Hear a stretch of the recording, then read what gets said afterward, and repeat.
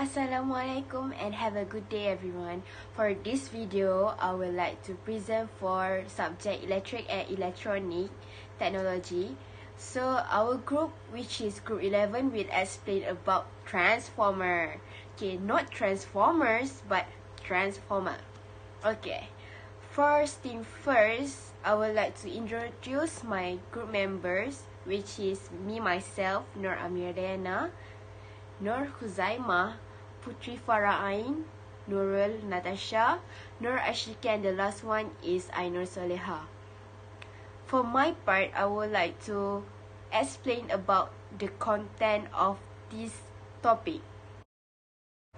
This video, it contains about introduction of transformer, structure of transformer, how the transformer work, turns and voltage ratio and power and efficiency, example of calculation, and the last part is the application of transformer. What is transformer? Do you know about transformer?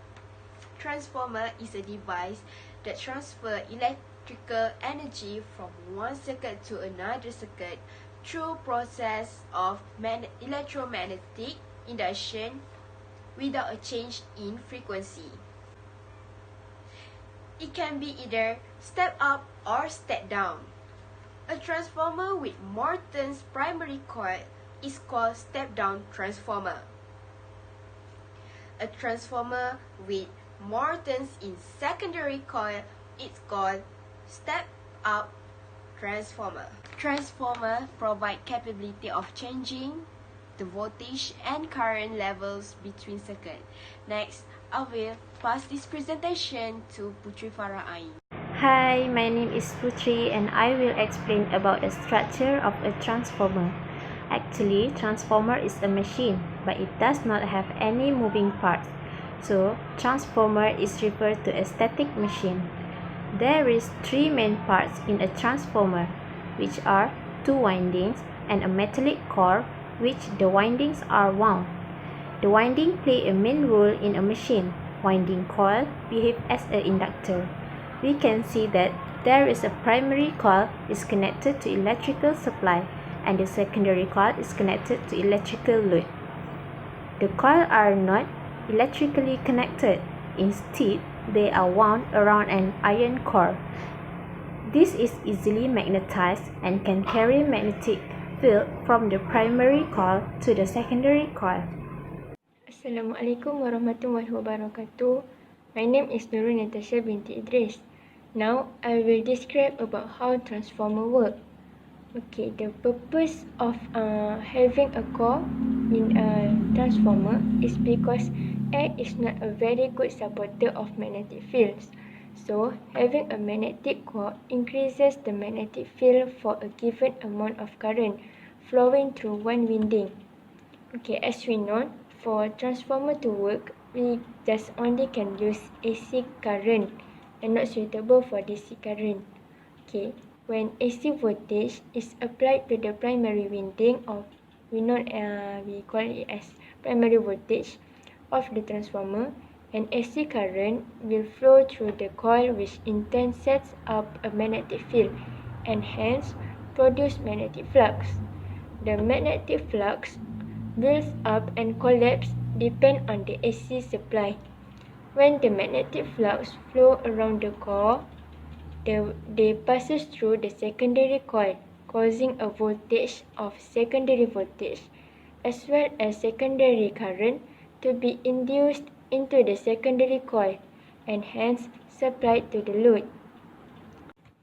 The voltage at primary coil may be stepped up or down, depending on how much the current or voltage will release out from the transformer.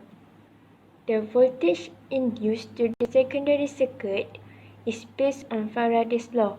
The secondary will have a same frequency as the primary coil voltage. Okay, now I will pass this slide to Ashikin. Turns and voltage ratio. The total voltage induced into the secondary winding of a transformer is determined mainly by the ratio of the number of turns in the primary to the number of turns in the secondary and by the amount of voltage applied to the primary. Next, transformer power and efficiency. If the power we have is 100% efficient, so power in secondary are equal to power in primary. To calculate power, we use P equal to IV. Therefore, we have the formula ISVS equal to IPVP. So, in that diagram, that show the ratio of the formula that we use in transformer.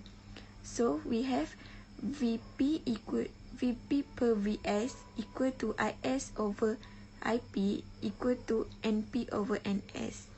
Okay, I will continue with the example of calculation. Figure shows a transformer being used to operate 6V 48V heater from 240V AC supply. A. The number of the turn in the primary coil NP. B. The current in the secondary coil IS. And C. The current in the primary coil IP. This is the figure show. And first question, we can use the turns and voltage ratio formula, which is NP over NS equal to VP over VS. We can plug in the information given in the question into the formula and we can find the NP. For question B, we need to find the IS and we can use the equation power equal to IV and we know that the power output is 48V and we just find the IS. We plug in the voltage source VS equal to 6 and we can get 8 ampere. And the C question, assuming the transformer is ideal, input power equal to output power, the power formula is IPVP equal to ISVS and we just plug the information into the formula and we can find the IP. Okay, let's take a look into another example. This question given the power 25k VA which is equal to watt and NP equal to 250 turn and S equal to 40 turns and the primary is connected to 1500V which is VS and 50 Hz frequency. The question asks us to find IP and IS. First, we find the IP by using the formula P equal to IV.